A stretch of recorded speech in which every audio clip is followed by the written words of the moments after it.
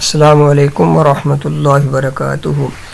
Video دیکھنے سے پہلے ہمارے چینل کو سبسکرائب کریں، ویڈیو کو لائک اور شیئر ضرور کریں اور گھنٹی کے بٹن کو لازمی دبائیں تاکہ ہمارا ہر آنے والی نئی ویڈیو سب سے پہلے آپ تک پہنچ سکے۔ آج میرا موضوع ہے جہنم کی سردی۔ آج ہمارا موضوع ہے جہنم کی سردی کتنی شدید ہوگی۔ یہ صحیح بہقی کی روایت ہے، سیدنا ابو ہریرہ رضی اللہ عنہ سے روایت ہے کہ رسول اللہ صلی اللہ علیہ وسلم نے فرمایا، گرمی کے موسم میں شدید گرمی کا دن ہوتا ہے تو اللہ تعالیٰ اپنا کان اور اپنی آنکھ آسمان والوں اور زمین والوں کی طرف لگا دیتے ہیں۔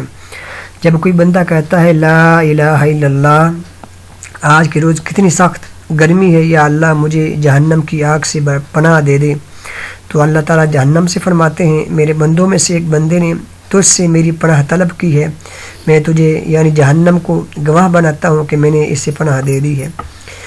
اور نبی علیہ السلام نے فرمایا، جب شدید سردی کا دن ہوتا ہے تو اللہ تعالیٰ اپنا کان اور اپنی آنکھیں آسمان والوں اور زمین والوں کی طرف لگا دیتے ہیں۔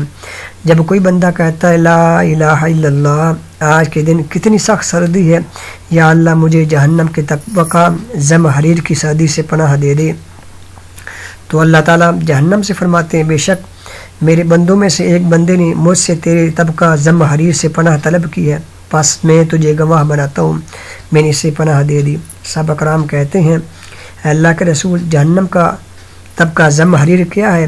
آپ علیہ السلام نے فرمایا، جب اللہ تعالیٰ کافر کو اس میں ڈالے گا تو اس کی شدید سردی سے ہی کافر اس کو پہچان لے گا، اور یہ زم حریر ہے یعنی سردی کا عذاب ہے۔